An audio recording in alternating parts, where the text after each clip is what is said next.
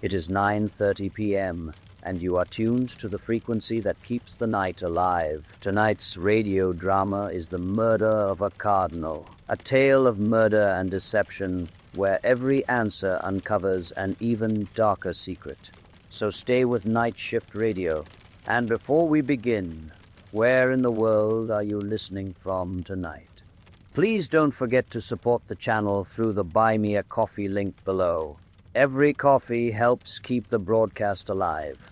Mr. Sherlock Holmes was in active practice as a consulting detective for 23 years, from 1880 until 1903. For 17 of those years, I, John H. Watson, enjoyed the singular privilege of being his friend, his confidant, and in some small measure, his colleague.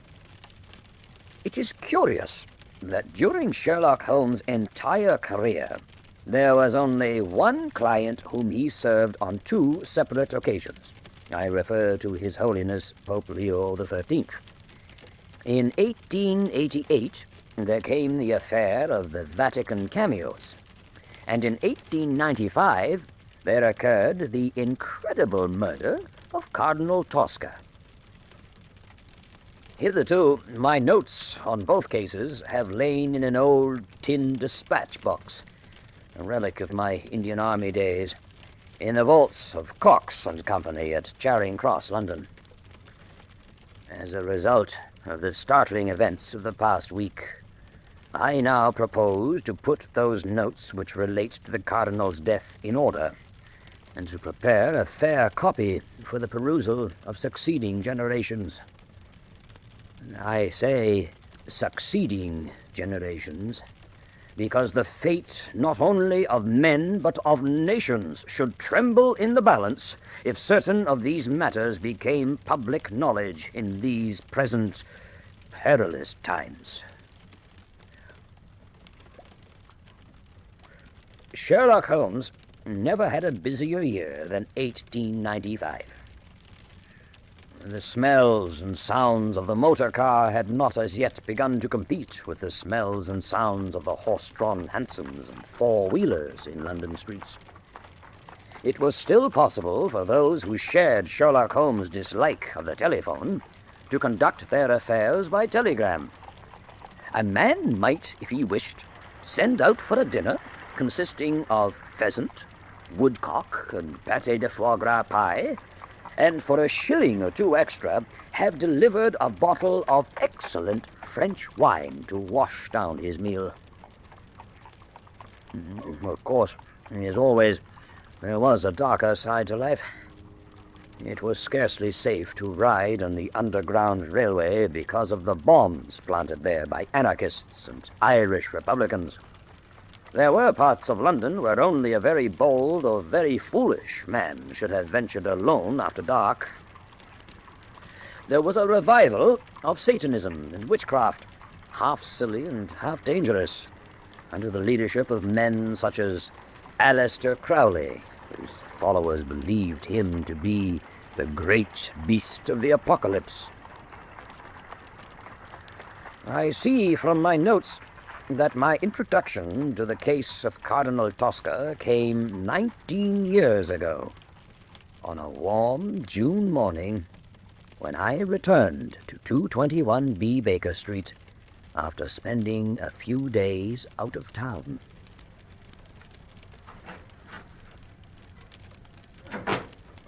Taking it from the music, the game is afoot again, Mrs. Hudson. I don't know, Doctor. But he's not had so much as a wink of sleep or a bite of food for 3 days. He must be on the track of very big game indeed. Yeah, at least it's better for him than when he's bored and taking those terrible injections. The less said about that, the better, Mrs. Hudson. Of course, Doctor. However, it will comfort you to know that a remarkable new medicine has been developed for the treatment of cocaine addiction. Oh, what is it? It's called heroin. Oh, it'll be a blessing for many a poor soul. Will there be anything else? I'll ring if we need anything. Try to get him to eat something. Yes.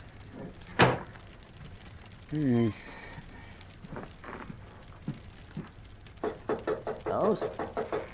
Holmes, you there? Of course he's there, Watson. My dear fellow, of course I'm here. I hope I didn't interrupt you. You did indeed interrupt me, Doctor. However, that does not lessen my pleasure at having you home. I must apologize for not letting you know I had to leave town for a few days. Actually, I had to catch the train To Portsmouth, where your old army orderly, Murray, the man who saved your life when you were wounded in Afghanistan, lay perilously ill. I'm delighted to perceive that his condition has improved. Holmes, you never cease to astonish me. How could you possibly have known about poor Murray? When I observe that an old soldier has reverted to carrying his handkerchief in his sleeve as he did in his army days, I may safely assume that something has reminded him of his military past. Furthermore, you were limping slightly a moment ago, although it has been some time since your old wound actually pained you. The inference was fairly obvious. But how did you deduce that Murray was ill and was on the road to recovery? Tut, Doctor, you took your medical bag. Moreover, the right shoulder of your coat bears an inordinate amount of lint, such as can be found only on the seats of a British railway carriage. Good. Evidently, you slept very peacefully during your journey home, something you'd scarcely have done if you were still concerned for your old comrade. Extraordinary. Elementary. Ah, that will be my visitor. A visitor, eh?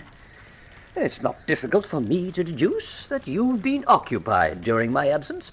May I ask what you're working on? A number of things. Among them, I was successful in recovering a packet of somewhat compromising letters for Mr. Oscar Wilde. Compromising, I'm not surprised. In one of them, he describes a very plain Cockney stable boy as being like a hyacinth, all white and gold. Abominable. Extravagant. Fellow ought to be in prison. Don't you think that's rather a severe punishment for a bad simile? Mr. Holmes, there's a strange gentleman to see you. Strange? Yeah. Half his face is covered with some kind of mask. Ah, that will be Colonel Dashwood. I've been expecting him. Show him up, please, Mrs. Hudson. Yes, sir. May I bring anything, sir? Some beef tea, perhaps? Later, Mrs. Hudson. Poached egg? No. Very well, then. Out of my way, woman! Holmes! Holmes! I haven't got all day. I'm delighted to see you again, Colonel. There are so few occasions nowadays when one can mix business with pleasure. I find your sarcasm rather childish. Oh, dear. I shall have to do better. I don't believe you've met my friend and colleague, Dr. Watson. Well, how do you do, Colonel? I do as I bloody well please. Oh. Perhaps you'd prefer that I withdraw. Not at all, my dear fellow. I didn't come here to natter, Holmes. The price is £5,000. Take it or leave it. You jest, of course. The devil I do. Either I get my £5,000, or your chum Wilde will trade his velvet suit for a prison uniform. Against my better judgment, I've been given authority to offer you £10 to compensate you for any expense you've incurred in recovering Mr. Wilde's manuscripts. Wilde had better not play games with me. I won't stand for it. Mr. Wilde, if you please. He could be Lord Wilde for all I care. I warn you that I am not a man to be trifled with. You had best take the £10, Colonel. You'll not get a farthing more.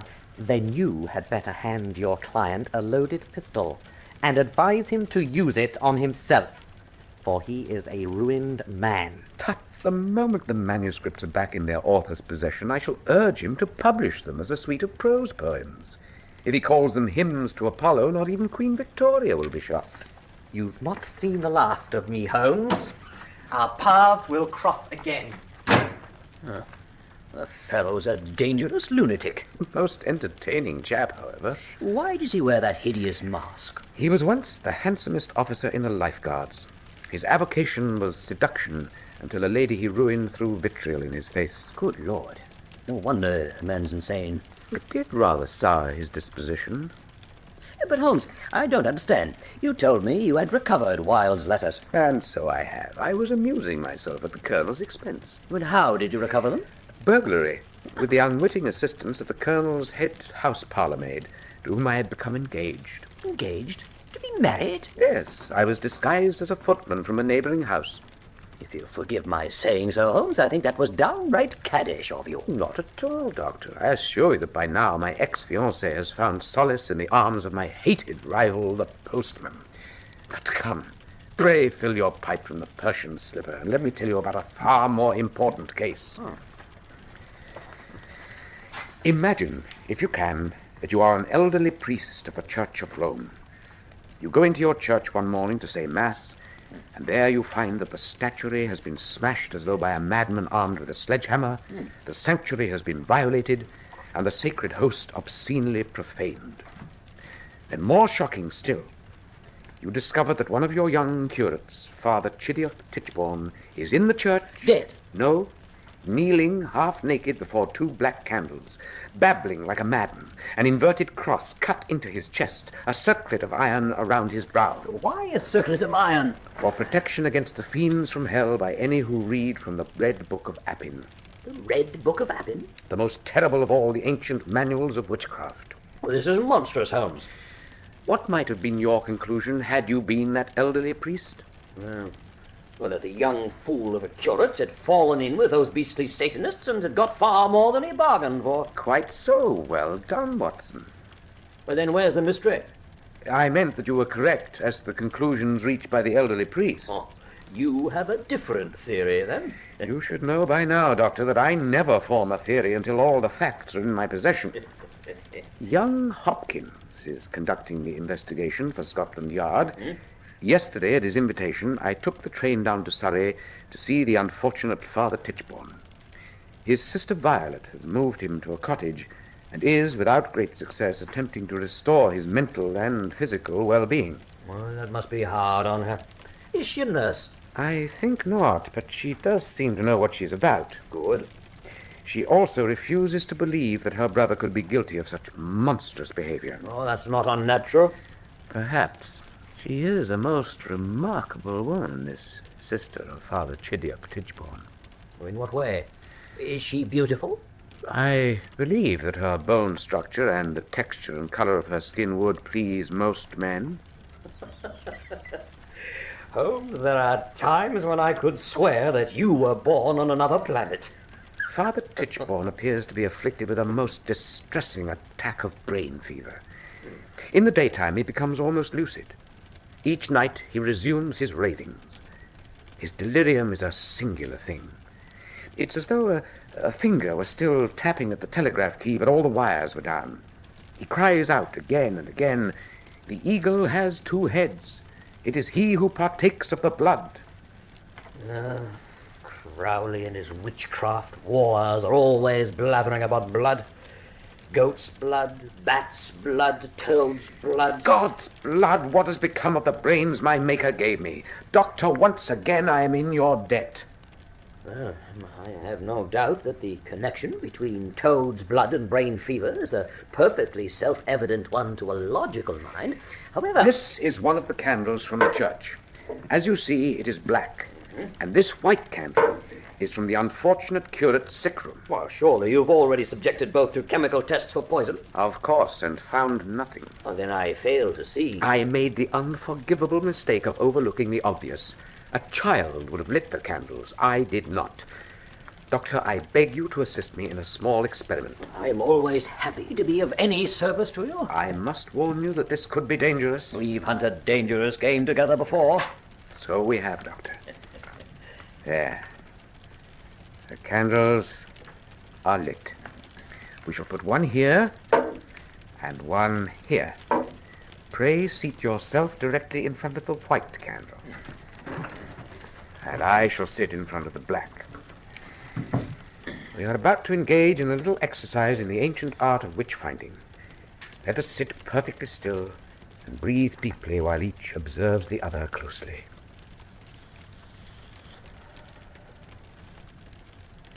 How do you feel, Watson? I'm not sure. A bit giddy, perhaps. That could be only my imagination. Do you perceive any change in me? None. I know it's absurd of me, Holmes, but this experiment's beginning to frighten me. Yes. There's evil here. I can sense it. Unspeakable. We must blow out our candles. I believe we've proved that my suspicions were correct. It would be folly to continue. Watson, can you hear me? Watson, your candle. To the window, man. Out of my way! Canny horsemen went both into the valley. God in heaven, we mustn't let them take us alive. I've seen what they do to their prisoners. My saber! You black-hearted Gazi devil! Watson, it's me, Holmes! You're not massacring women and children now, you blackguard! Watson! Stop it! Both of you! Don't worry! Don't worry, madam! I'll protect you! It's all right, Mrs. Hudson. Oh, Mr. Holmes! What in heaven's name has been going on here? You could say that the doctor and I called up the devil. Oh, you haven't hurt him. No. I merely quieted him temporarily with the aid of the ancient Japanese art of baritsu. He'll be all right in a moment. If you'd be so kind, a small glass of brandy. Of course. I must have the strangest lodgers of any landlady in England. Candles that wear masks, gentlemen calling up the devil. Here, drink this, Doctor. That's a good boy. Thank you. Feeling better, lad? I'm fine now, Mrs. Hudson. Then I'll go back to my kitchen. You wouldn't care for a bit of toasted cheese, then, Mr. Holmes? No, thank you. If you die of starvation, it'll be through no fault of mine. Holmes, what's in that candle? The effects indicate that it is a chemical derivative of a root whose Latin name is Sanguis Lucifero. Blood of Lucifer. The Lao Tor tribesmen of Sikiang, who use it in their manhood initiation ceremonies, know it as Nal Lo Ning Na, the wine of the black gods. Now we know why Father Tichborne's delirium worsens at night. Yeah, this drug was distilled from its natural state by someone singularly adept at chemistry. Touch the wick. Taste it. It's quite harmless unless combusted. Sugar. The villain broke bits from a sugar loaf and soaked them in the chemical liquid, then cast them in the candles in such a way that they'd ignite at predetermined intervals. Why wasn't the sister affected? And the odds were against her being present at the moment when the poison was ignited. Moreover, she'd have had to sit very close to the flame and breathe very deeply of its fumes, a highly unlikely exercise to perform while officiating in a sick room. But why would anyone go to such lengths to destroy an obscure clergyman? There are times when the king does not consider it beneath his dignity to remove a pawn. Now, I'm afraid I must leave you. Where are you off to? To Surrey? Without me? Do you feel up to a railway journey? I feel absolutely fit. Then let us set off for Waterloo Station. We can save Father Tichborne. I suggest you bring along your old service revolver. Inspector Hopkins and Miss Violet Tichborne. Mr. Holmes, my brother is dead. Miss Tichborne and I found his body not 40 minutes ago. We came straight here. Then I have failed you, Miss Tichborne. If I had not been so damnably slow in finding the poison... Poison? He hanged himself. No, Stanley. Chidiac would never have taken his own life. Suicide is a mortal sin. Not when it's committed in a fit of madness. He was murdered. Inspector, you say that he hanged himself. Where and how did he accomplish this? Good Lord, Holmes, have a care for the lady's sensibilities. Perhaps you'd prefer to step into the next room for a moment, Miss Tichborne? I should much prefer to remain here, Mr. Holmes. I assure you that I'm not in the habit of fainting, but I should like to sit down. I believe you'll find this chair quite comfortable. Thank you. Would you like a glass of water? No, I'm fine, thank you. I beg your pardon. Miss Tichborne, may I introduce my friend and colleague, Dr. Watson? Oh, Mr. Tichborne. Now, Hawkins, let us hear about it, and I implore you to be precise as to details. Well, he must have managed to crawl out of bed, you My see. dear young Hopkins, it's your observations that concern me, not your assumptions. Sorry. He was found hanging outside the window. The room contained a rope for use in the event of fire. One end of it was fixed to a bolt in the floor. The other was tied around his neck. He didn't have the strength to drag himself to the window, Stanley. I know how weak he was. I had to feed him. Miss Tichborne, I have reason to believe that your brother had a pitiless and resourceful enemy. People are not ordinarily murdered by their friends, Mr. Holmes. On the contrary, my dear young lady, the vast majority of murders are committed by close friends or relatives. Chidiac had neither friends nor enemies in England. He lived for years in Rome and Vienna, and I am his only surviving relative. Then, despite your conviction that he was murdered, you know of no one who might have had a motive to kill him? No one. Except myself. Oh, don't talk nonsense, Violet. He owns substantial estates in Devonshire. As his sister, I inherit everything. Isn't that motive enough? You are not under suspicion, Miss Tichborne. I should hope not. An impatient heiress would never have gone to so much trouble. Or used a method so certain to attract attention. Precisely. She'd have merely put arsenic in his soup if she was simple, or arranged for him to have a fatal accident if she was clever. But if it was murder, why in the name of all that's wonderful was he hanged? Why does the farmer hang the crows in the corn? To frighten other crows away. Then you believe this was meant to be a warning. But to whom? That we shall discover. How far did Father Tichborne fall, Inspector? Exactly 6 feet 9 inches. Good work. How much did he weigh? 11 stone. Where is the rope? I sent it to the yard. I should be greatly obliged if you would go and fetch it. Ah, yes, sir. You can perform me another small service by stopping at the Leadenhall Market, where you will find Mr. James Berry, a purveyor of bacon. Request that he come to Baker Street at once. A bacon seller? There's always method in Holmes' madness, Miss Tichborne. And a bit of madness in my method, eh, Doctor? I'll be back shortly. Inspector, perhaps you could see me to a hotel? Oh, of course, forgive me. I should have realized you would not wish to return to Surrey. Will a Northumberland do? That will be fine, thank you. Goodbye, Doctor. Goodbye, my dear. Miss Tichborne, it is never easy to find adequate words at such a time. It is more difficult still when one feels, as I do, that he might have prevented the tragedy. I'm a miserable bungler. Perhaps it is time that I closed down this agency and retired to keep bees on the Sussex Downs. You mustn't blame yourself, Mr. Holmes. I ask only that you find my brother's murderer. I promise you that. Thank you. Thank you, Mr. Sherlock Holmes.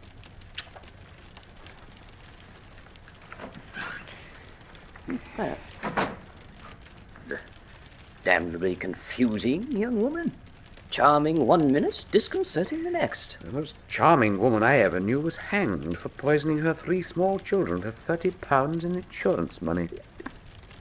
You're jesting, Holmes, and in rather bad taste. Not at all. She collected the sulphur from matchsticks and added it to their milk. How ghastly. Yet patience and persistence are almost universally looked upon as estimable qualities. Think of the hours the lady must have spent painstakingly scraping thousands of matchsticks with an exceedingly sharp razor.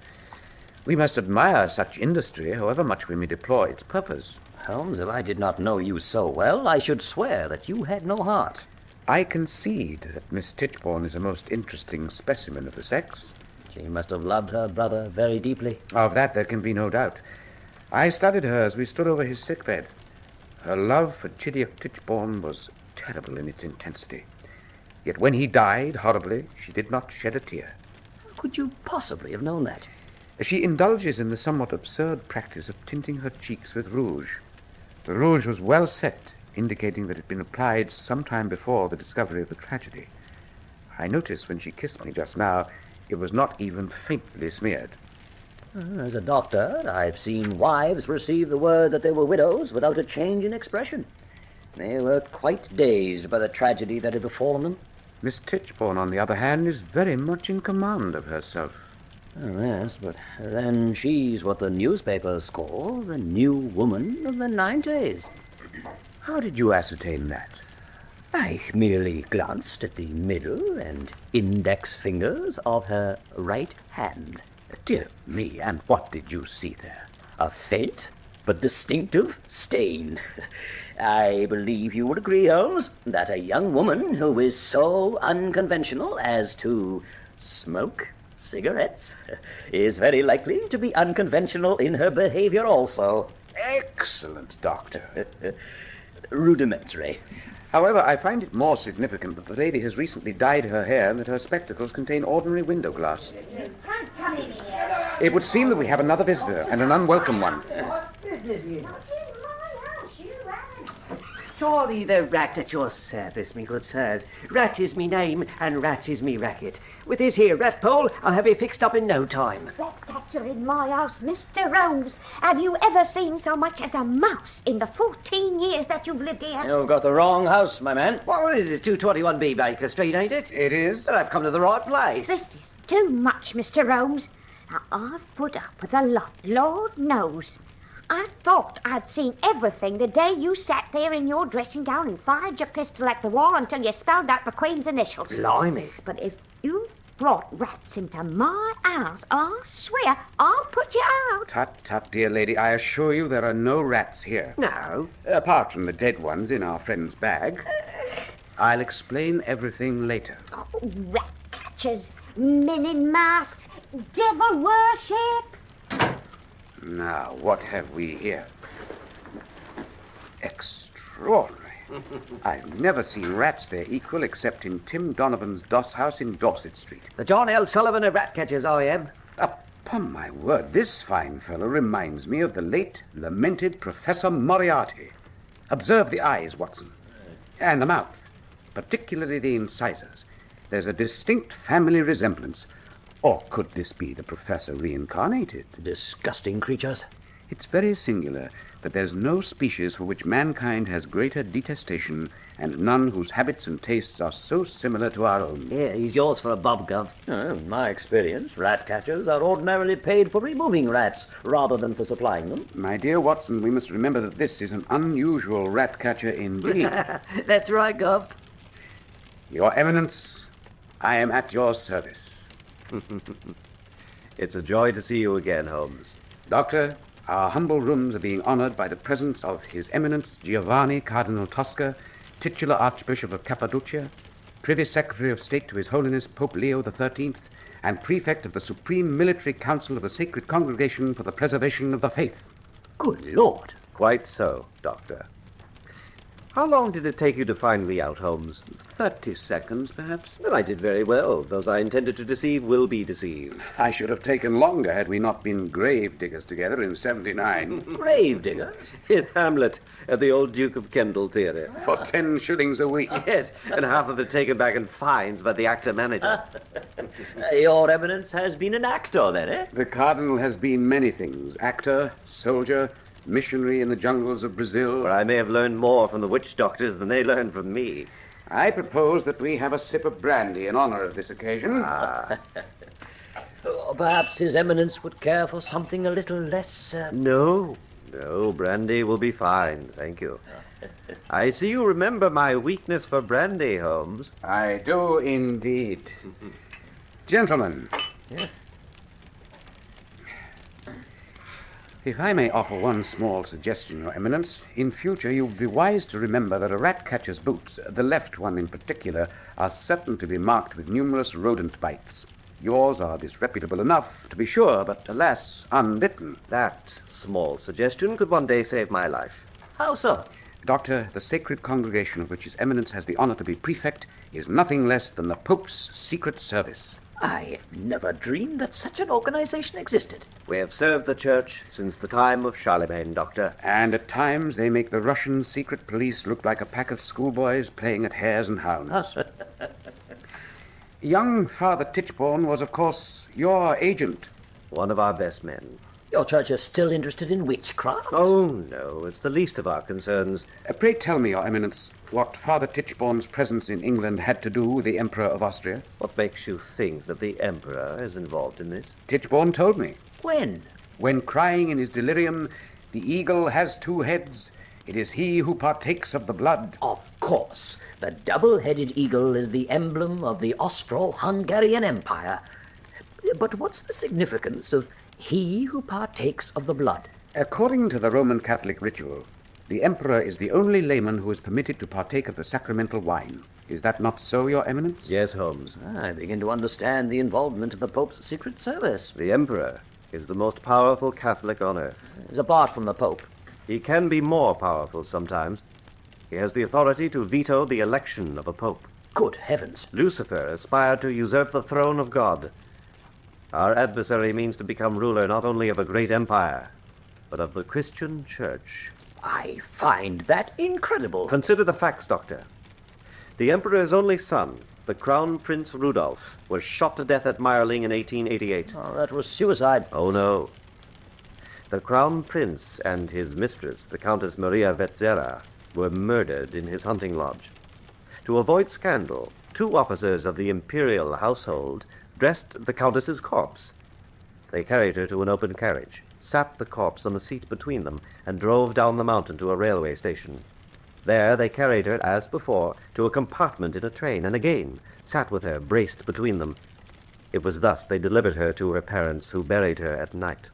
That was 7 years ago. Appalling. And more recently, the Emperor's wife, the Empress Elizabeth, was stabbed to death at Geneva, and in a singularly macabre way. A workman bumped against her as she walked towards her yacht. She walked on, smiling, completely unaware that she had been stabbed through the heart by a knife almost as thin as a wire. Minutes later, she died. Robbed of her life and her death. Yes. Now, the entire staff of the imperial household has been changed, from aide-de-camp to page boys. Our agents inform me that the Emperor has ceased to visit the woman who has been his mistress for the past 30 years. And finally, there's the last message Tichborne sent to me before he left Vienna for London. Wilhelm Bauer, outstanding as Richard III at the Theatre Royal. What does all this suggest to you? I'm completely at a loss. Holmes? 2 things. Firstly, Bauer could never be outstanding as Richard. And secondly, there is no Theatre Royal in Vienna. However, I believe that at this point we might enlighten ourselves considerably by examining the current year's file of the Illustrated London News. Here we are. January, February... March, April, May. The March edition for you, Your Eminence. The April edition for you, Doctor. And the May edition for me.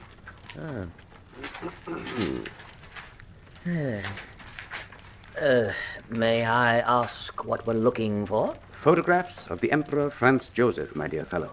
Ah, The Chicago World's Fair. The new Prime Minister of Canada, Sir Mackenzie Bowell. A dour-looking fellow. The Queen picnicking in the Highlands with her gilly, Mr. John Brown. Both of them looking just a trifle tiddly. Here we have it. The Austro-Hungarian Emperor reviewing his Croatian troops. and here he is at a command performance in the Imperial Opera House. Fascinating. What do you see? As you may know, I published 2 trifling monographs on the variability of the human ear, the most distinctive part of the body, and the only part that never changes from birth to death. According to these photographs, the imperial ears underwent an astonishing transformation between April and May. My suspicions were correct. The Emperor has been replaced by an imposter. The actor, Bauer. Exactly. Holmes, this could be the most important case of your career. The future of the world is at stake. Only one man possesses the genius to conceive and carry out such a monstrous plan. Moriarty. Moriarty? But he plunged to his death at the Reichenbach Falls 4 years ago. Ah, Doctor, but so did I. So everyone believed. But you saw Moriarty die. I know, however, it must have been an impostor, a mere pawn. How can you be sure? When you have eliminated the impossible, what remains, no matter how improbable, must be the truth. Who is this Moriarty? I've never heard of him. Moriarty is the Napoleon of crime. A spider crouched at the center of a web whose poisonous strands extend into 3 continents. The greatest conspirator who ever lived.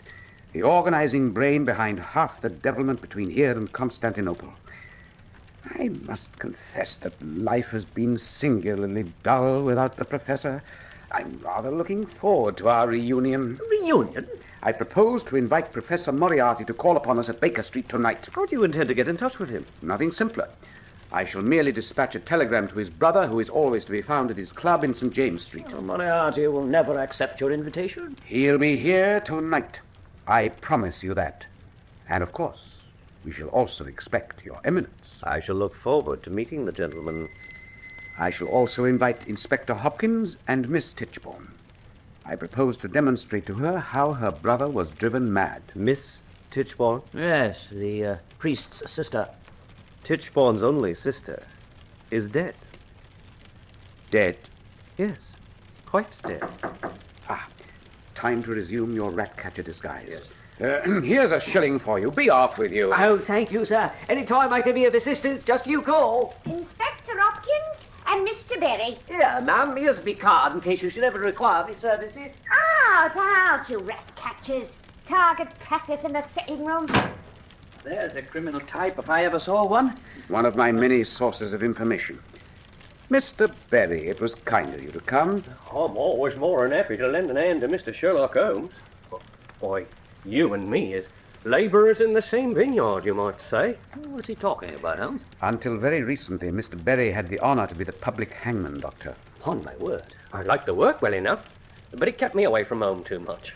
It was Monday in Devonshire, Tuesday in Yorkshire, Wednesday in Edinburgh, and Thursday in Cardiff. I missed the wife and the nippers. And then there was Ireland. Would you believe I had to disguise myself as a woman to get in and out of Dublin alive? The Irish are a singular people. But come, let us get down to business. Hopkins, pray allow Mr. Berry to examine the rope. Yes, sir. Indian hemp. But not the best quality. Although it would do in a pinch. Half an inch thick. Ought to be quarter of an inch thicker for best results. One of my ropes did me 16 jobs. Good heavens. Nowadays, government makes you burn 'em after a job. Waste of the taxpayers' money, if you ask me. Does it not tell you anything? It's a classic hangman's knot. Are you suggesting that a professional executioner... Professional doesn't have time for that sort of thing anymore. I always used a brass ring with a leather washer to keep it from slipping. Beats a knot 6 ways to Sunday. Mr. Berry, let us assume that you were given this rope with this knot and asked to hang a man weighing 11 stone. Let us further assume that you were instructed to drop him precisely 6 feet 9 inches. What would be the result? Well then, Mr. Holmes, it's not as simple as that. There are some questions I'd have to ask first. Had he recently tried to cut his throat? No. You'd be surprised how many of them do on the night before the execution. Did he ever have the king's evil, scrofula? It destroys the neck muscles. No. No. Well then, let's put it this way. Do you mind, Inspector? I'll just slip the noose over your head. There. And now, the object of hanging is to dislocate the cervical vertebrae, here, between the atlas and the axis. Failing that, you ought to rupture the jugular vein. Oh, I say. Here, which works just as well but is considerably messier. Good heavens. To do the job right, the drop ought to provide a momentum of 2,600 pounds. Now, the simplest way to calculate your drop is to divide the number 539 by the convict's weight in stones. Now, you say this fellow weighed 11 stone. How much did his head weigh? Hopkins? I don't know, sir. Well, 1 stone for the head is usually about right. You don't count the weight of the head, you see, because it's supported by the rope. Good Lord. Subtract 1 stone, divide 10 into 539, get 5.39 feet. 5 feet 5 inches will do the job very nicely. And what would happen if he were dropped 6 feet 9 inches? I bless you, sir. That would rip his head clean off. Here you are, Inspector. I'll remove that noose now. Oh, thank you. Just as I thought. Father Tichborne could not have thrown himself out of his bedroom window. He was lowered slowly on the end of the rope. Oh, what a ghastly way to kill a man. Yet it is the method preferred by the state, Inspector. Mr. Berry, I am greatly in your debt. It was my pleasure, sir. Good day to you, gentlemen all. Inspector, I trust that you will convey this information to Miss Tichborne. Oh, yes, sir. As a matter of fact, we're having lunch together. You're beginning to remind me of Dr. Watson. In his younger days, he regularly fell in love with our female clients. Only with one, Holmes. I know, Watson. Your dearest Mary. Inspector, I beg you to bring Miss Tichborne to Baker Street tonight at 8 o'clock. I propose to undertake a small experiment that should be of interest to you both. Yes, sir. Miss Tichborne, tonight at 8 o'clock. So, once again I enter the lists against the most diabolical criminal genius the world has ever known. Doctor. Yes. I'm hungry. Oh. What do you say to a brace of woodcock and a bottle of Clos de Vougeot? Capital. I'll see to it at once. And I shall compose my telegram to Moriarty.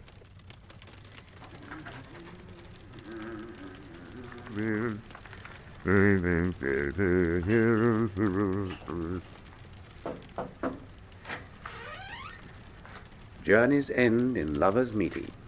Good evening, Professor. It was most kind of you to invite me, Master Sherlock. Permit me to take your hat and your walking stick? Thank you. I perceive that you have made some small improvement in your air gun. Forgive me, your walking stick. It is 9 ounces lighter than the old model. 8 1/2. Capital. No noise, no smoke, no gunpowder burns. You must find it extremely useful. Extremely. A hair-trigger revolver such as yours is an awkward thing to carry in a coat pocket, Master Sherlock. Awkward, but comforting. If it bothers you, I'll put it on the table. It seems like only yesterday that I watched you galloping across the Yorkshire moors on your pony. Do you know, I believe that I detested you then even more than I detest you now. Oh, dear me, I came here tonight truly hoping that we could let bygones be bygones. I bear you no ill will. In fact, I'm proud of you as an old pupil. There is room in England for us both. At last count, you had tried to murder me 6 times. 7, my dear fellow. 7? Do you recall the time when you were nearly run down by a train outside Nottingham? You succeeded in outwitting me on 2 occasions then. 2? Nottingham and Reichenbach. The man you sent to the falls could have been your twin. He was far stronger than I, but alas, not quite clever enough. Would you care for a glass of brandy? An excellent suggestion. By the by, how did you ascertain that I was still among the living? In the same way that the hound picks up the scent of the fox. You are incurably boyish, Master Sherlock. It is at once your weakness and your strength. Oh, dear me. Oh, permit me. Thank you. Careless of me. I rarely permit myself such indulgences, but this is a very special occasion. It is not every day that a man returns from the dead.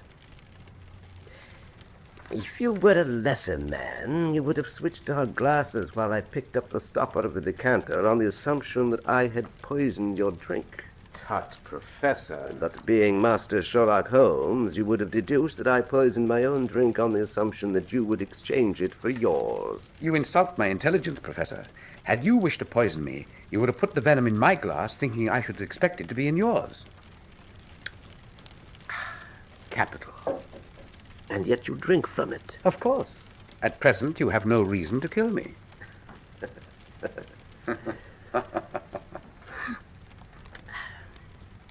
And now that we've had our little joke on one another, let us get down to a discussion of important matters. You said in your telegram that... Is this some sort of trap? I have only to shout, and this room will be filled with armed men. Tut, Professor, your nerves are not what they once were. That is Dr. Watson bringing our guests. Then I shall leave you at once. I wish you a very good night. What, and miss an opportunity to meet His Eminence, Cardinal Tosca. May I present Professor James Moriarty? Your Eminence, Professor.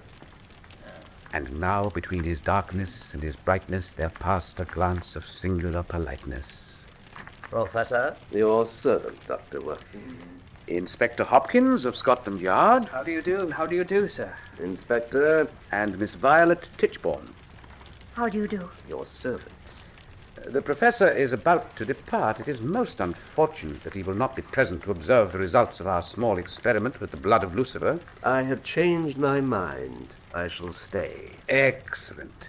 And now, Hopkins, if you will be so kind as to assist me. Oh, yes, of course, sir. For God's sake, Holmes, take care. You know what happened to me with those candles? Indeed. Miss Tichborne, if you will be seated, I now propose to demonstrate how your brother was driven mad. Find my brother's murderer and point him out to me, Mr. Holmes. I shall do the rest. It's a matter for the law, Violet. And for God. Neither God nor the law saved Chidiock Tichborne. Perhaps you'd use my knife on these candles, Doctor. Yes, of course. Hopkins, yes, help me to move this table. Oh, yes, sir. Brussels is a very curious city, Miss Tichborne. At first glimpse, one would think it a city made from sweetmeats and gingerbread, and yet underneath it all there is corruption equal to any in Marseille. Forgive me, I don't understand. It is I who should apologize. I'm not accustomed to conversing with young ladies. I have never been in Brussels. Should you ever choose to go there, I have no doubt you will be presented at court. I'll talk with you later. I rather thought you might wish to. Do we need anything else, Mr. Holmes? I rather believe we're ready to proceed. I beg you to stay well back. As for me, I shall light the candles, sit down here, and breathe very deeply. Pray watch for any changes in my appearance or behavior. The candles had been trimmed for maximum effect. We won't have long to wait. What do you say, Holmes? Drug is taking effect. A drug? What drug? Holmes will explain later. The murderer is in this room. What in this room? Is he? This has gone far enough. I'm going to blow out that candle. Stay where you are, all of you. Holmes, for the love of God. I warn you, this gun is loaded. Mr. Holmes! Stop. Stay back. Miss Tichborne, I have kept my promise and found your brother's murderer. You haven't said which of us it is. It's a delusion, Professor. Can't you see that? He doesn't know what he's saying. It's no delusion. There he stands. The false priest, Tosca. You! My poor Holmes. You have betrayed our friendship and you have betrayed your God. You found your murderer, Mr. Holmes. I'll see that he's brought to justice. You don't need that gun now. I am your prisoner, Inspector. Come, Mr. Holmes. It's all right. You can give me your pistol now. Don't move. The gun, Mr. Holmes. I warned you. All right, Hopkins. Yes. Please, old friend. No friend of yours. Your Eminence! Yeah, it's better this way. At least I've saved him from the gallows. Put your own neck in a noose, it would appear. Your revolver, Mr. Holmes. Doctor, see to the Cardinal. Yes, of course. Is he badly hurt? He's dead. Do mind, Doctor. I'd like to see for myself. Dear me. It's quite true, Master Sherlock. He is dead.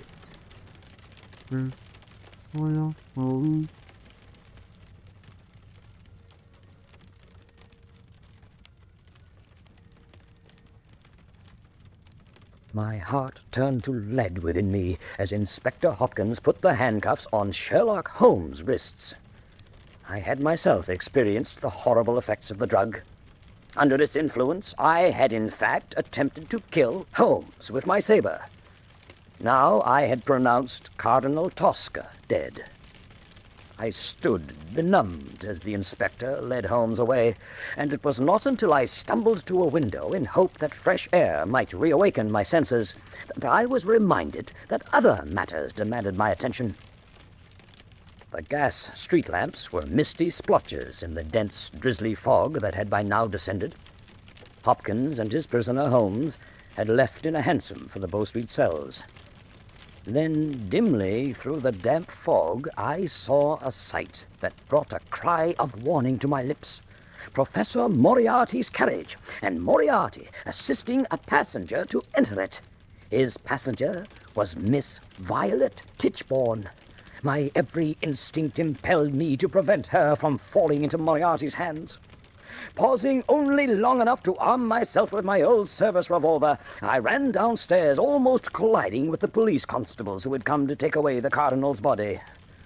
More strange and hideous events were shortly to unfold, both in the foggy streets of the great city and in the mortuary situated beneath Sherlock Holmes' cell.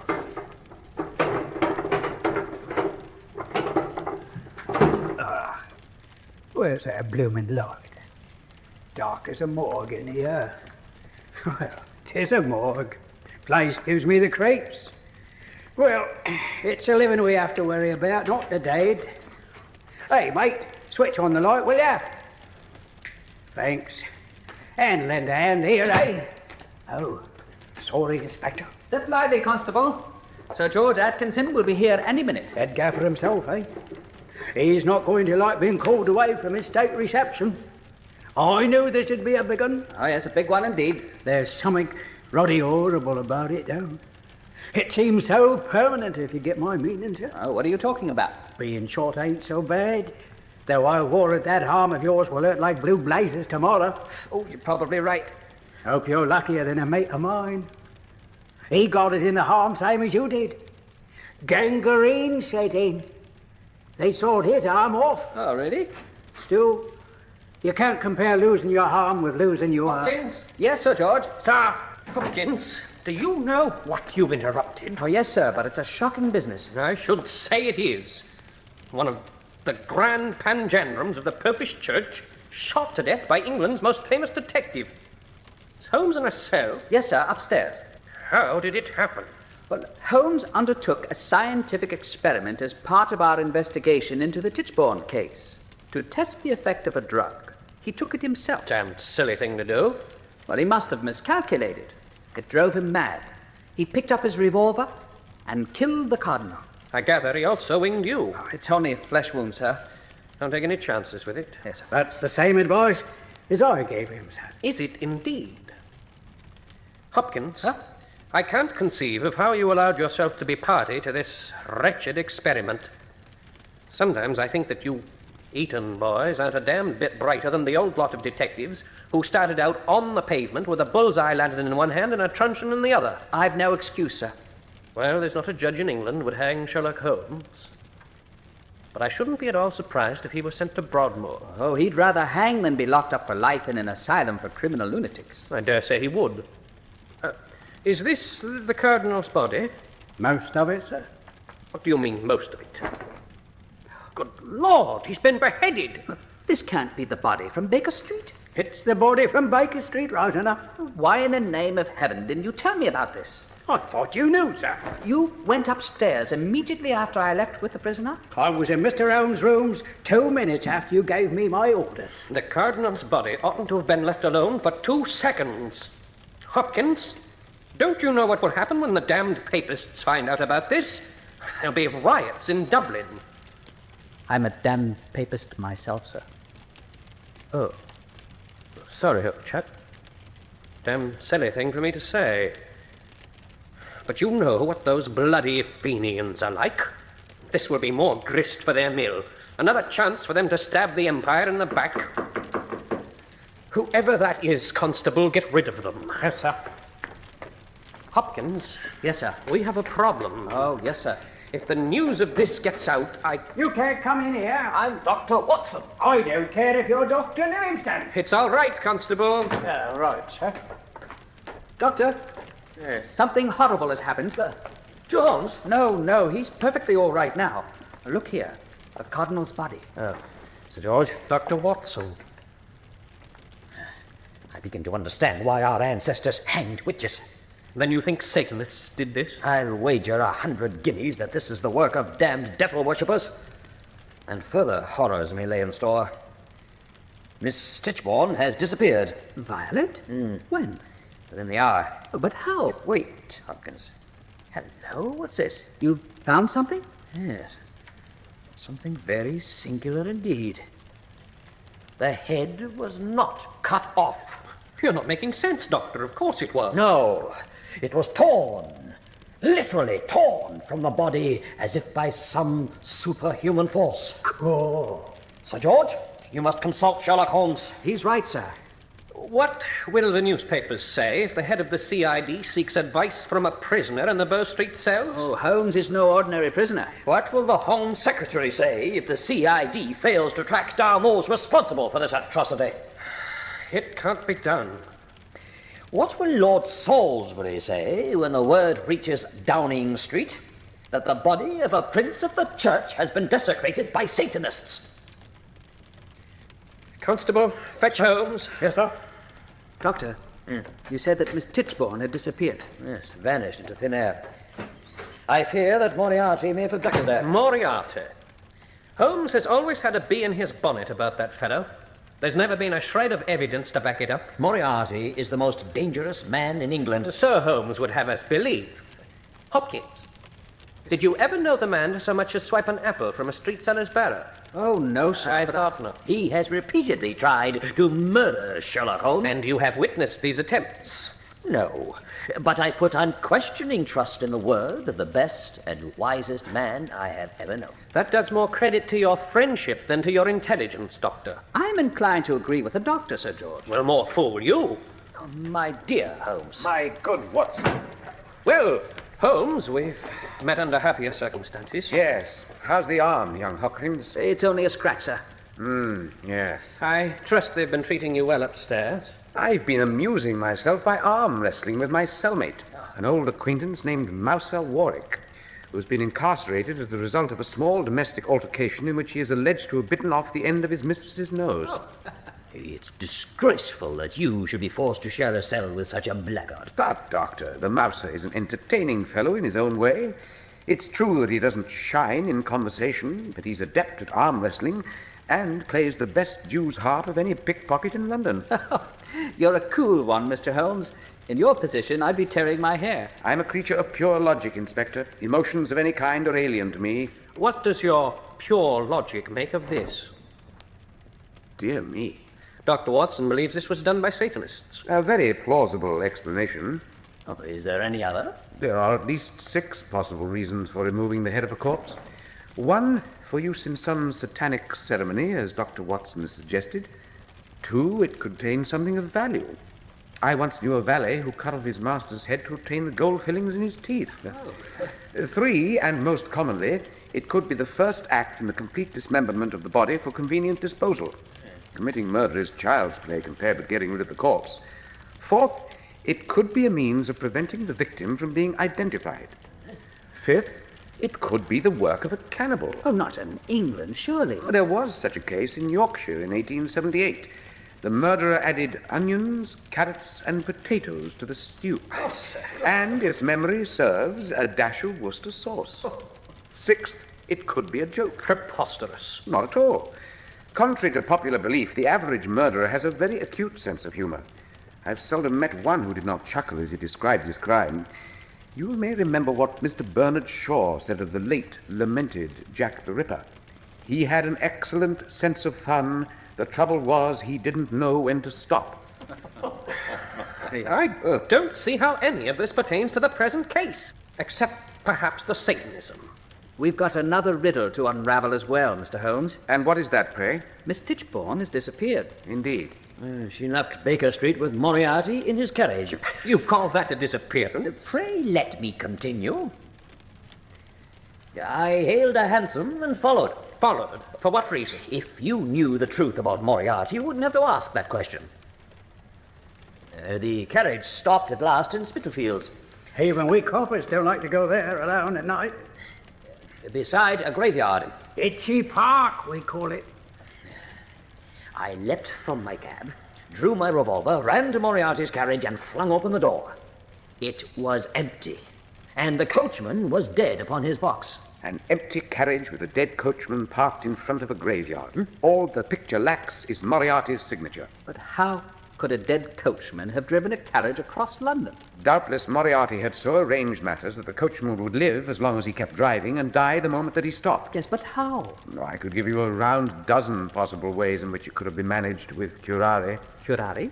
The poison which South American Indians affix to their darts. What reason could Moriarty have for murdering his coachman? My dear Sir George, Moriarty thinks no more of murder than you'd think of swatting a fly. The coachman may have talked too much, or he may have merely known too much.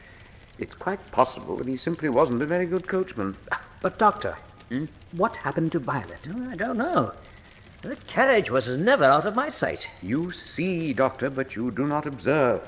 Was there a four-wheeler in Baker Street when you took up your pursuit? Well, there are always four-wheelers in Baker Street. I suggest to you that at the moment when Moriarty's coachman whipped up his horses, one of those four-wheelers stood precisely parallel with his carriage. By Jove, you're right. Moriarty and Miss Tichborne merely stepped in one door of the carriage and out the other, on the opposite side. They then boarded the four-wheeler, which Moriarty must have engaged for just such a purpose. Precisely. He must have drugged her. Otherwise, she'd have resisted and called for help. Pshaw! She probably went quite willingly. Nonsense. If you'll forgive my saying so, Sir George. Why is it nonsense, Doctor? Did he force her into the carriage in the first place? Oh, she went with him willingly, but she had no way of knowing the man to be a villain. Nor have I any evidence that he is a villain. Why should an innocent man go to such lengths to elude pursuit? Professor Moriarty and Miss Tichborne may merely have found the good doctor's attentions tiresome. But the dead coachman... Can you swear, as a physician, that he did not die of natural causes, save an apoplexy? No. No. You searched the carriage, of course. Yes, of course. It contained nothing, except for this. Ah, a religious medal. But unlike any other I've ever seen. A trinket dropped by Miss Tichborne tells us nothing. Oh, have a look, Holmes. Good Lord. I scarcely think that the lady would wear the insignia of the Grand Master of the Order of the Holy Sepulchre, an office traditionally held by the Austro-Hungarian Emperor. Sir George, you must release me immediately. Have you forgotten that you've been charged with murder? If I'm not set free at once, Europe may undergo its greatest catastrophe since the 30 Years' War. I can scarcely release a man charged with murder on the strength of his knowledge of Austro-Hungarian heraldry and European history. If you'd only explain yourself, Mr. Holmes, I'm sure that Sir George would listen to reason. There isn't time for that. It may already be too late for me to prevent the greatest crime of the 19th century. Holmes, I'll be frank. We've never been friends. I don't like your methods. You've committed burglaries. You've allowed murderers to walk away scot-free. You've no proof of that. No. But you know as well as I do that I've spoken the truth. Holmes has always considered himself to be above the law. I often think that I may have caused more human anguish by enforcing the law than those I've apprehended caused by breaking it. But what has this to do with your refusal to release me? Everything. I believe in the law. It's all very well for you to talk mysteriously about European catastrophes, but the fact remains that whatever may have happened to the coachman and Miss Tichborne and whoever it was that desecrated the Cardinal's body, it was you who killed Cardinal Tosca. You were there, Hopkins. You saw it. Can you deny that? Well, I'm afraid not. Until now, I hadn't realized how confoundedly inconvenient it is to be incarcerated. Constable? Sir? Return the prisoner to his cell. Come along, sir. I see no point in continuing this conversation any further, Hopkins. Yes, sir. Charlie the Rat I am. Rat is me name and Rats is me racket. Good heavens, Holmes, that's... Hopkins, remove that man.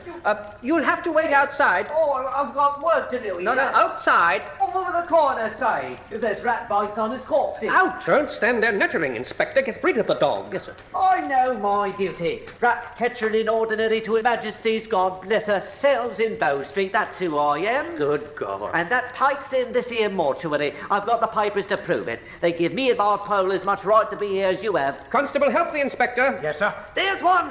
Where? Be careful with that damn pole. There!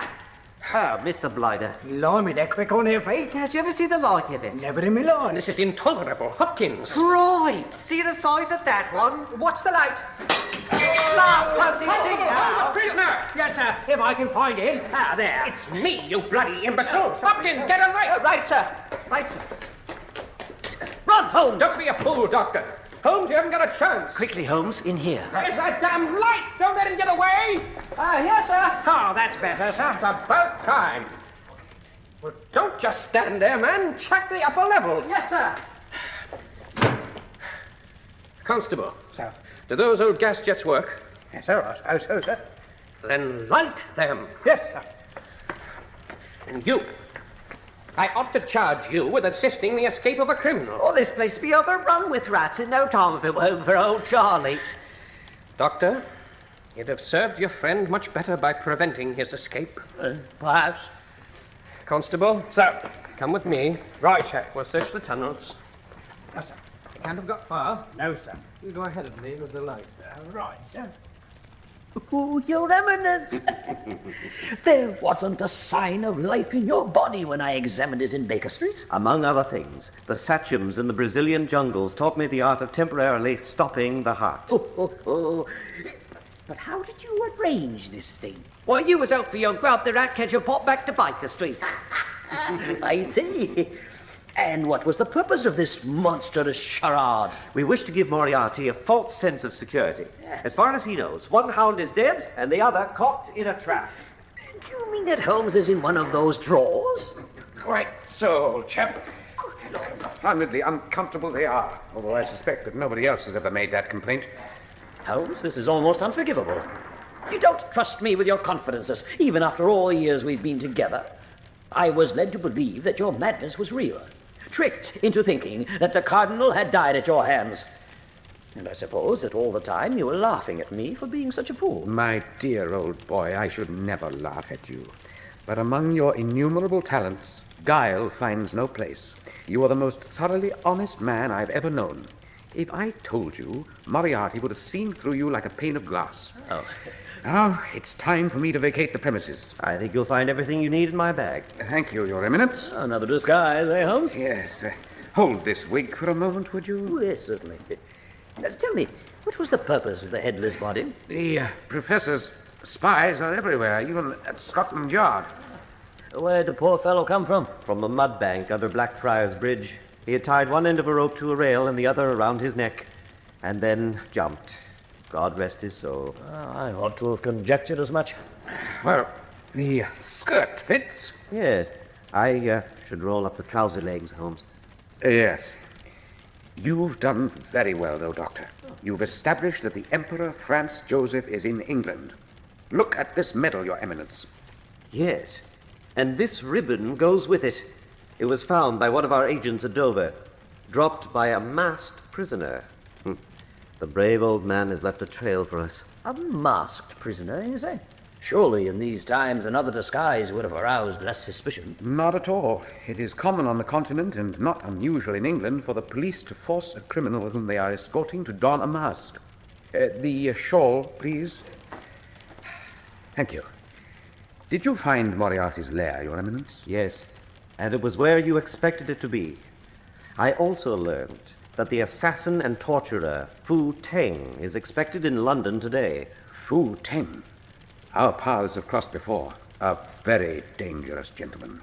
With his arrival, the games will begin in earnest.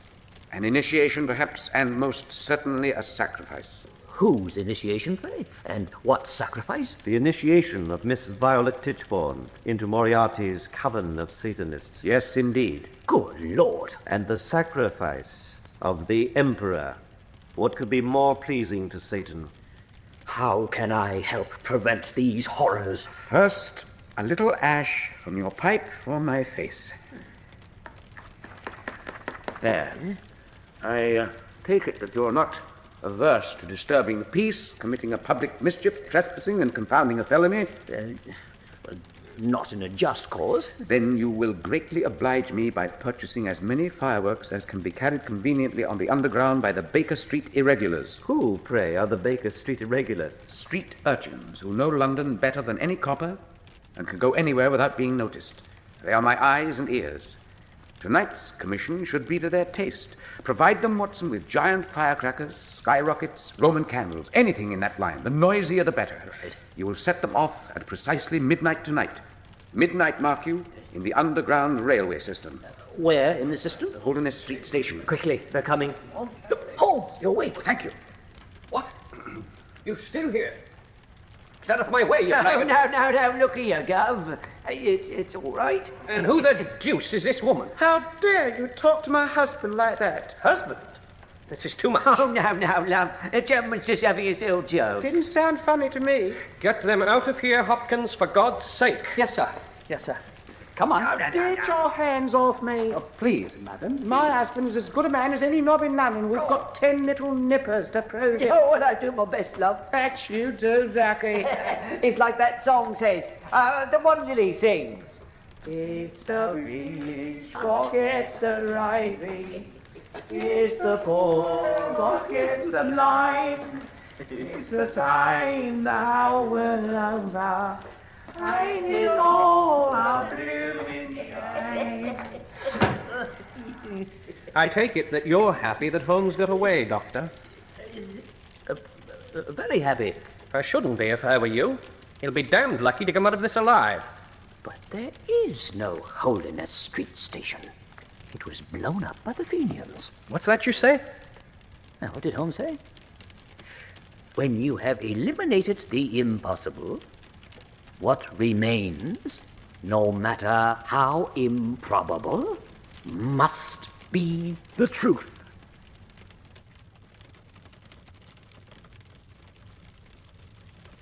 Having applied Holmes' methods, it seemed crystal clear to me why he wished me and his barefoot street urchins to provide a distraction at a place that did not exist. Not only had the Holderness Street underground station been blown up, but a section of the tunnel leading to it had been subsequently sealed off. Little did the clerks and typewriterists riding to and from work on what was soon to be known as the Tube dream that within a few hundred yards of them there existed a subterranean Whitehall, the seat of government for a criminal empire. There, amid luxuries that would have been the envy of a Maharaja, surrounded by priceless works of art, served by slaves like a Sultan of Turkey, equipped with the most modern instruments of communication, ruled the former professor of mathematics, Moriarty. Moriarty, of whom it might have been said that by grace of the devil he was king of the underworld. There, his staff officers gave out his orders and rewarded or punished his underlings. The punishments were more frequent than the rewards, and they were swift and stern. Dashwood here. Has Fu Teng arrived? Let me know the instant that he does. Very well. Carl? Mynheer. Mother Midnight and Burlstone are in the anteroom. Ach, so. Do they know why the professor sent for them? Good. Are they sweating? He's got the wind up. She's playing it artful. So? Send her in first. This ought to be entertaining, Carl. Good evening, Colonel. Good evening, Mother Midnight. Carl, where are your manners? Pray, assist the lady. Ja, mynheer. Thank you. Are you comfortable? I'd be more comfortable if I knew why you sent for me, Colonel. Good. I admire directness in a woman. I will be equally frank. The professor believes you to be dissatisfied with your present business arrangements with him. He has been misinformed. Then why have you been providing him with false inventories? My books may not be quite up to date. I deal in a commodity with a high rate of depreciation. Stock has to be replenished continuously. Tastes change. My clients are becoming increasingly sophisticated in their requirements. Let me read you what you have listed here. Number 44, Lowland Scottish Presbyterian background, age 36, no special skills. Do you deny that number 44 is, in fact, two blonde 18-year-old Circassian twins with very extraordinary skills indeed? An accounting error. One of many, it would seem. You value the services of this fictitious Scots wench at £150 a month. I venture to guess that those two little Circassian morsels are worth 20 times as much. No. I must allow for higher operating costs and faster depreciation. And they're not to everyone's taste. Only a few gentlemen wish an entire meal of caviar. You've been cheating us, Mother. No. Yes. And if you continue to deny it, I shall lose my patience. And when I lose my patience, Carl finds that his hands start to itch. And when Carl's hands start to itch... Sweet God, this has been the first time. Make sure that it is the last. Carl, bring in Burlstone. Ja, mynheer. Then I can go. You will oblige me by staying a few minutes longer. Yes, fine. Good day to you, Cardinal. I suspect you've already made the acquaintance of Mr. Burlstone, also known as the King of the Beggars. It's very unwise to go anywhere in London without first obtaining Mr. Burlstone's permission. Unwise and unhealthy, eh? Quite so. Mr. Burlstone commands as scurvy a mob of bully bucks as ever wagged hemp in the wind. It is scarcely necessary to say that the professor is his silent partner. Until recently, the relationship had been, for the most part, both profitable and congenial. Professor Moriarty regrets that you have elected to terminate it, Burlstone. What, break up our partnership, you mean? I wouldn't dream of it, Colonel, no. More than 200 men are employed here in these underground headquarters, every one of them a thief, a murderer, or both. Yet, this is the only place in this great city where a man may lay down his purse anywhere, mark you, and be certain that it will be there when he returns for it. We do not steal from each other, Mr. Burlstone, and above all, we do not swindle Moriarty. I don't know what you're talking about. You cheated the professor once before. No, that was a long time ago, and I paid him back to the last farthing. You have cheated him for the second time. No. Yes. And you shall pay to the last farthing once again. Yeah. This time, however, it will be necessary for you to pay interest on your debt. Wait, you just say how much? All. Well, every penny I got. Everything you've got. Oh. Carl? Ja, mein Herr. Oh, no. Oh, have mercy. Please. Look, you can have these. A moment, Carl. Look. Such beautiful pearls. Beautiful pearls, look. Now, cut.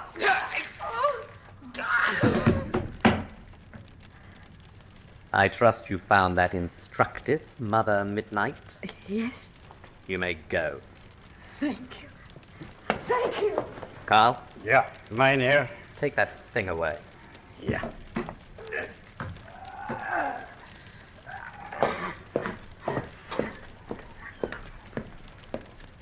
Oh, excuse me. I was looking for Professor Moriarty. Ah, my dear Miss Tichborne. I am Colonel Dashwood, the Professor's associate. I trust your quarters are comfortable. More than comfortable. Luxurious. The Professor thought it appropriate to put you in the same room as the Mona Lisa. How gallant of him. It's a remarkable reproduction. It is not a reproduction.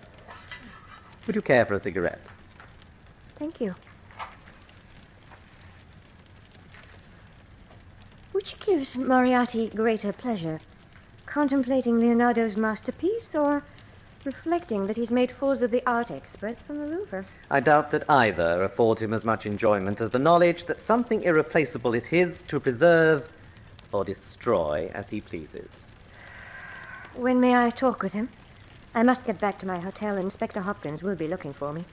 I took a great risk in coming here. Why did you come? I believe that Moriarty knows who killed Chediac Tichborne. Holmes accused Tusker. Now, Holmes was insane when he made that accusation. And what makes you think the Professor can help you? There's not a murder in England that escapes Moriarty's attention. What if he should be the very man you're looking for? No. The man who killed Chediac was a fool. Moriarty would no more have hanged him from a window than he tried to sell the Mona Lisa to the British Museum. Do you take me for a fool? I know nothing about you. No woman shall ever make a fool out of me, I assure you of that. You're hurting me. You even succeeded in making a fool out of Sherlock Holmes with your masquerade as the priest's sister. A demure little maiden with her rosary and her bowl of soup. The angel of the sick room. They had another name for you in Brussels. What was it? La Violette Anglaise. The young officers called you that. To the ladies at court, you were the English whore. Under the protection, a charming phrase, that, of no less a personage than the Count of Flanders. I'd have thought that easier work than your present vocation of impersonating the heiress to Tichborne Castle. The Count died. Without his friendship, I was no longer welcome at court. There are several things I'm curious about. Did you murder Tichborne's real sister? Futtang is here, mein Herr. Good. Bring him in. Ja, mein Herr. You'll wish to talk with your guest in private. Now, if you'll tell me where to find Moriarty... He'll find you. Besides, you must meet Fu Teng. He is a great artist. Fu Teng is to murder what Bach was to music, and to torture what Goethe was to literature. I should be a bad host if I didn't introduce you. Very well, if you insist. Chediac's sister wasn't murdered. She drowned in a yachting accident. So you didn't kill her. Pity. Fu Teng, at last we meet. This is a very great honor indeed. The honor is mine, Colonel. Beneath the streets of London, you have rebuilt the palace of Kubla Khan. The Professor likes to be comfortable. May I introduce another of our guests, Miss Tichborne? Madame? How do you do? The Colonel tells me that you're an artist. I must confess my ignorance of your work. Mine is a small gift, although a useful one. I fear that tonight's activities may be a bit coarse for your tastes. Tonight's activities? The Professor numbers among his menials a coven of Satanists, fools but useful to him. He wishes you to entertain them. In what manner? By officiating at a sacrifice. I shall be there spouting a pack of ballyhooly bog Latin. Bog Latin? Vidibam satanam sicut fulger decolu cadentem. I saw Satan fall like lightning from heaven. Clever lady. Does our talk of a sacrifice arouse your curiosity? Your talk of Satanism does? I rather thought that it would. Satanists murdered Chidiak. You continue to arouse my curiosity, dear lady. I keep asking myself, why should you care a fig who killed the priest? What was he to you, after all? Not your brother? Not your lover? No.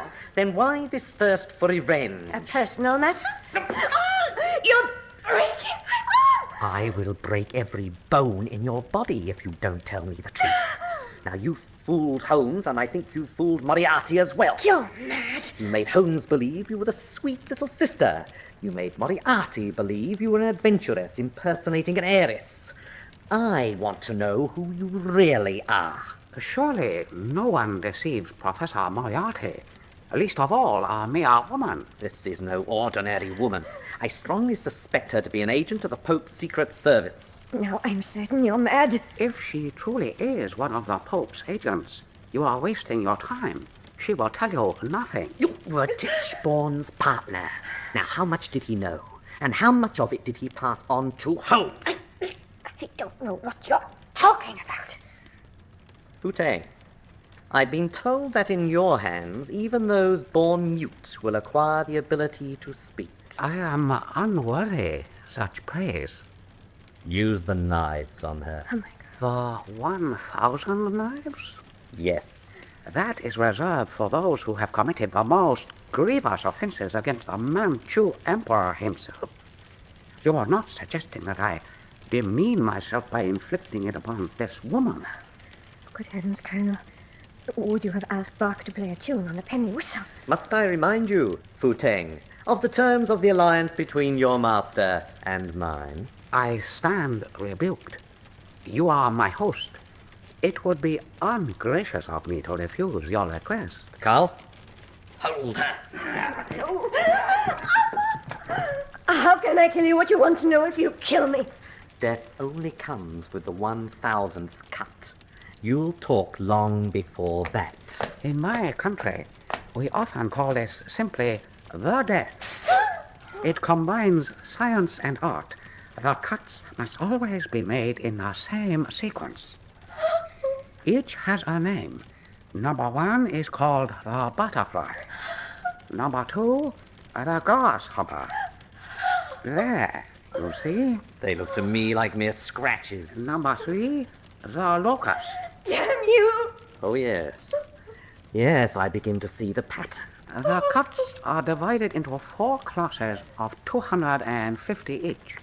Each of the 4 classes is named for an element of the universe: air, fire, water, or earth. Those which you have seen are cuts of the air, affecting chiefly the skin and to a lesser degree the nerve ends. Next come the cuts of the fire. Number 5, the supper. These involve the muscles and a little later the smaller bones. Number 6. Wait! I take it that you wish to tell me something. Yes, everything. Splendid. But first, let us see cut number 6. No, make him stop, please. Number 6, the hornet. My congratulations, Foutain.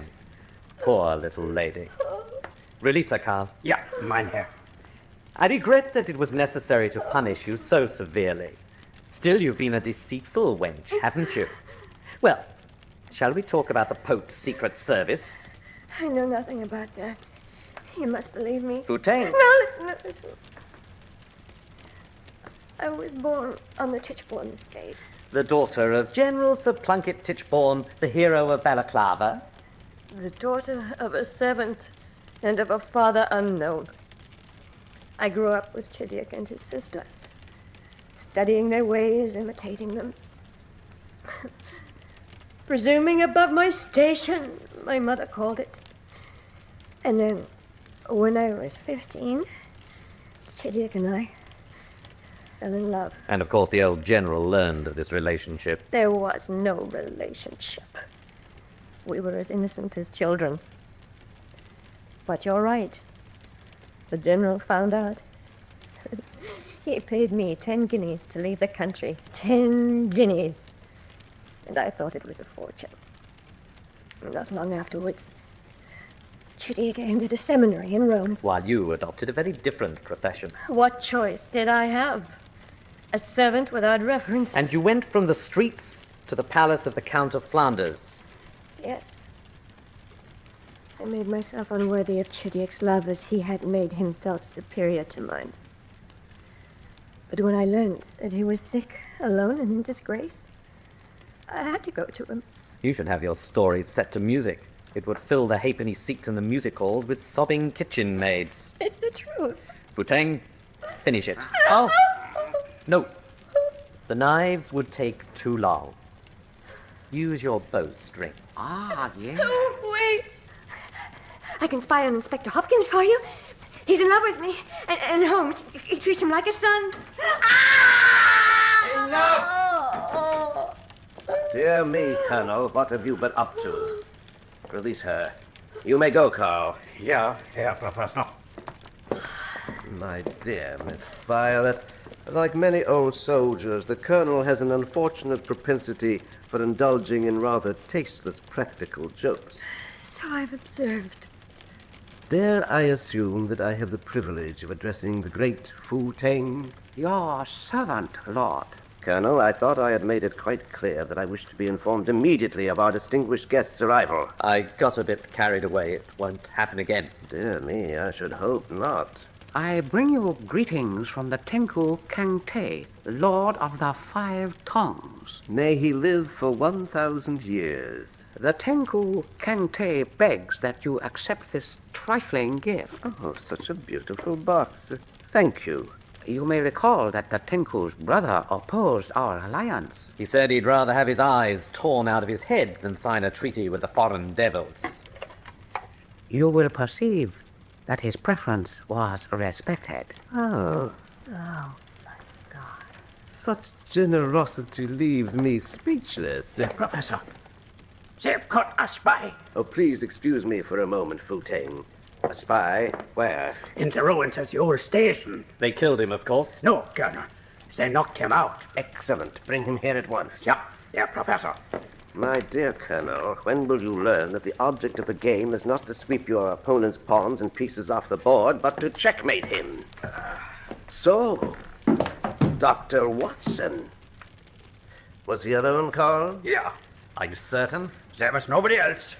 Only a few children. Master Sherlock's absurd band of 10-year-old ragamuffins. They need not concern us.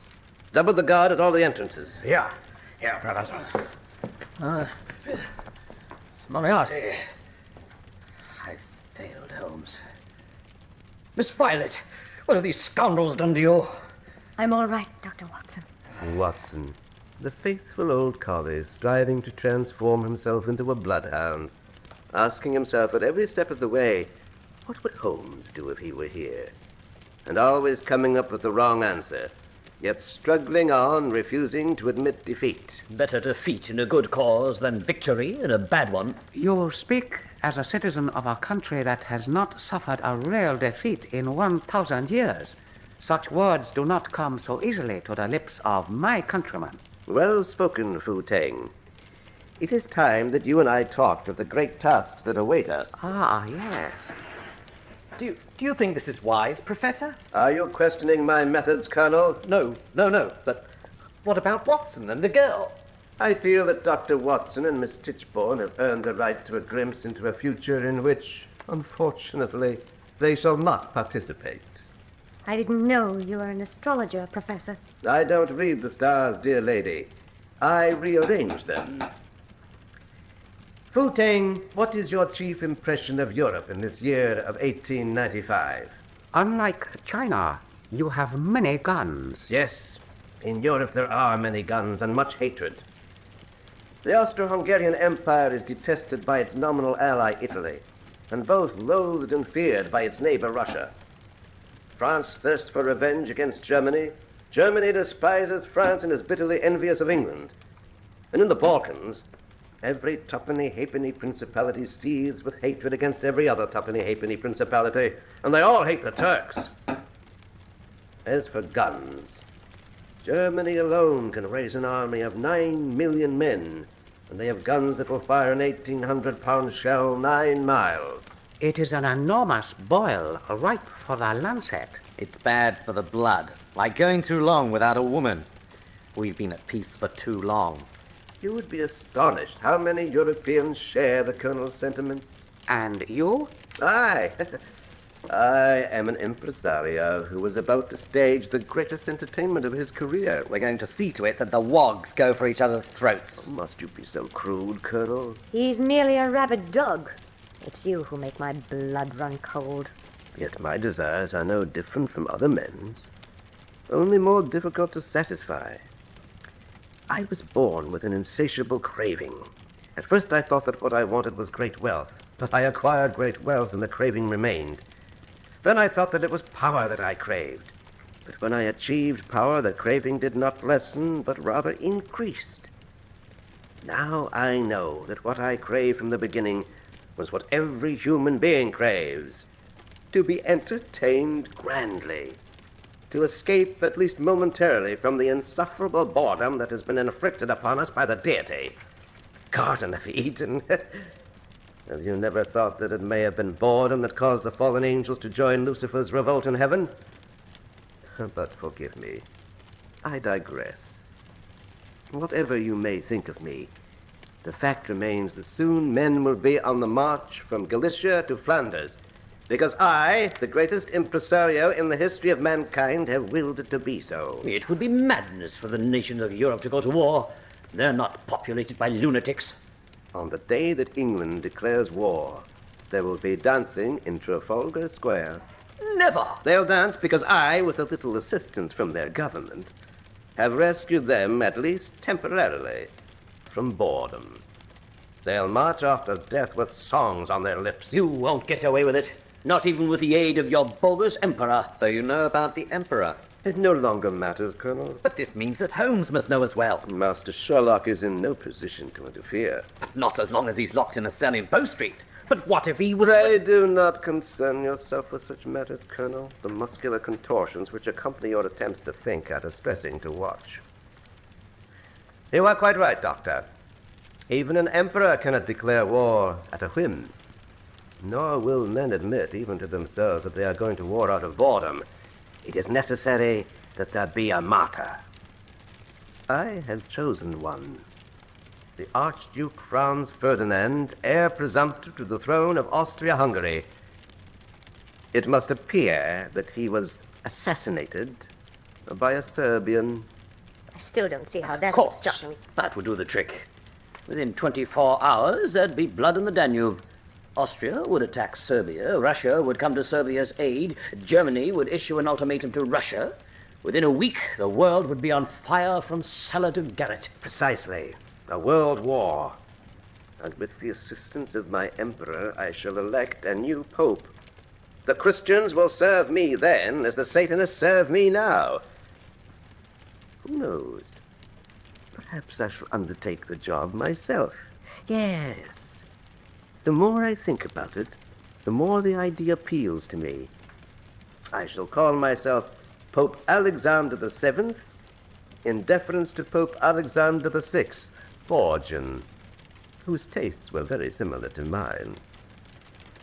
I rather relish the thought of being addressed as Your Holiness. Dear me, yes. Answer it, Colonel. Yes? The fool. He knows better than to come here. Is that so? Send him in. Another guest is about to join us. A gentleman of some distinction, with information that may surprise you. What information? Who is it? Sir George! Moriarty, Holmes has escaped. Has he indeed? He got away early this morning. I came here as soon as I dared. I've ordered the entire CID to drop everything else and search for him. So you're another of this villain's henchmen, Sir George? Oh, not a henchman, Doctor. An associate. This is another of my associates, Sir George Atkinson, Fu-Teng. Your servant, Sir George. How do you do? You don't seem to be worried about Holmes, Professor. Never underestimate the man. We need not trouble ourselves about Master Sherlock. How can you be sure of that? I have merely to press the trigger of this revolver to have him join his ancestors. Futeng's Holmes? Heavens! I assume it was Dr. Watson's arrival that gave me away. I couldn't possibly have betrayed you. I was completely taken in by your disguise. My dear fellow, when the day comes that you see through one of my disguises, I shall indeed retire. It was Master Sherlock's face, not yours, that betrayed him, Doctor. His concern for his friend. And yet, Holmes, I believe you'd have killed him rather than reveal yourself to be an impostor, just as you were prepared to kill the girl. I'd pay any price to prevent you from turning Europe into a charnel house. How I wish you were on my side. Together we could rule the world. A world stripped of everything that I cherish. A world which you have known as doomed. A time will come when men remember you as nothing more than a second Don Quixote. There are worse fates. How did you find this place? I merely glanced at your boots during your visit to Baker Street. They were too clean. What do you mean? There's not a street in London where a man could live without getting horse manure on his boots. There was none on yours. Since you could scarcely make your home in a balloon, it was obvious that you'd set up headquarters in the underground. How did you find the real Futeng? Tut, Colonel. Even in a city with 3 million inhabitants, the gentleman was a trifle conspicuous. May I ask what you've done with him? Trussed him like a chicken and left him on the front steps of the Imperial Chinese Embassy. I gather that he's been rather unpopular there since his attempt to poison the Empress Dowager. What are we going to do now, Moriarty? Why, proceed with our sacrifice, of course. I'd best get back to the yard. I should prefer that you stay your departure. We may require your assistance in disposing of our guests. I'm an old soldier, Moriarty, not an assassin. Think of them as the casualties of war. Soon you'll be military dictator of the United Kingdom, the most powerful Englishman since Cromwell. My congratulations, Sir George. You were paid a high price for your soul. I'm willing enough to hang the bloody Reds and shoot a few Irishmen. But when it comes to murder, Especially the murder of a priest. The priest was an accident. The Colonel somewhat exceeded his authority in dealing with Father Tichborne. Dashwood, of course. What possible Restrain yourself, Miss Tichborne. My mask! I'll take that gun, Professor. No, Sir George. Watson! Right, I'll have it. Look out, the girl! No, Miss Tichborne! Damn you, Colonel. This is from Chittick Tichborne. You bitch! I'll kill you.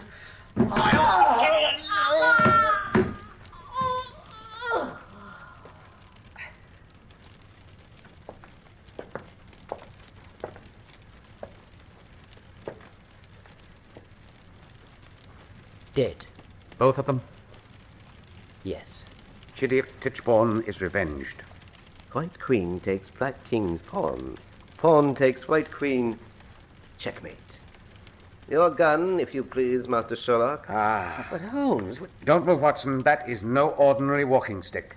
Tonight our Satanist friends will offer up 3 sacrifices to Beelzebub. Fetch me the Emperor, Sir George. I've got to get out of here, Moriarty. I've been here far too long as it is. Fetch me the Emperor. Very well. Times I believe you're the devil himself, Professor. That has been suggested. Since I don't have my pipe, would you permit me a last cigarette? Provided it is one of mine. No, thank you. I'll do without. Doctor? No. Well, Holmes, old chap. Here's your Emperor. What an ungodly contraption. The wooden mask is a replica of one which the inmates of certain British prisons are compelled to wear. It is said to be most effective in breaking the spirits of even the most case-hardened felons. In this instance, it has also served to conceal the identity of our august guest. Gentlemen, the Emperor. Unmask him, Sir George. Your Majesty, have they injured you? No, I am quite well. I think you would be more comfortable if you removed those ridiculous side whiskers and that severe mustache, Your Eminence. Tosca! But he's dead. You fool, where is the Emperor? At this moment, a closed carriage drawn by 6 fast horses is carrying His Apostolic Majesty to Dover, whence an armed yacht will bear him to Trieste. You've had a busy time, Your Eminence. Yes, and profitable. Good God, Moriarty, where does this leave us? A major setback indeed. Without the Emperor, the game is in stalemate. I must go elsewhere to set up new pieces on a different board. will not surprise you to learn that I had the foresight to install an emergency exit. A lift! A one-man lift, Sir George. Oh, good Lord. Well, gentlemen, I must go. To board an underground train which will carry you to safety, disguised as a blind street singer, a drunken old woman, or a nun with her rosary. Precisely. I might add that I have taken the precaution of having every room and tunnel mined with dynamite, which will explode in exactly 17 seconds after my departure. What about your followers? Your Eminence may pray for their souls. But first, you had better pray for your friend Holmes.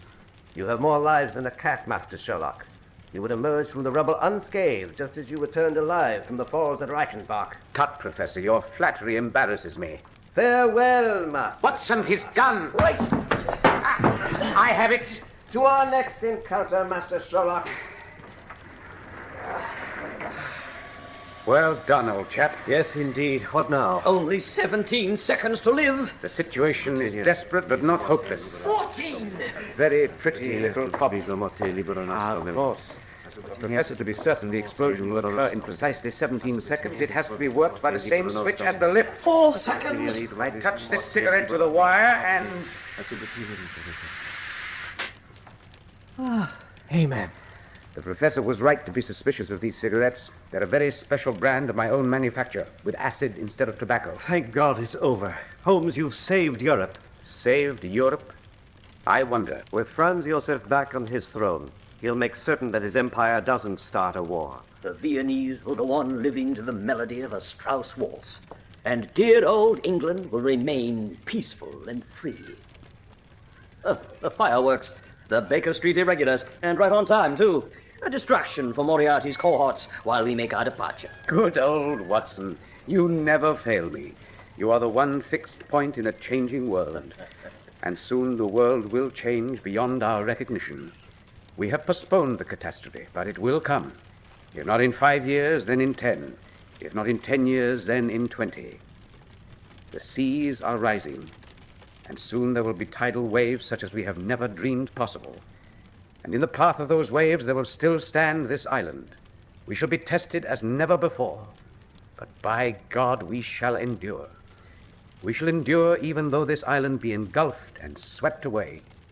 This land of hedges and bright green fields could sink beneath the sea, and still there would remain forever bright in men's minds the memory of our England.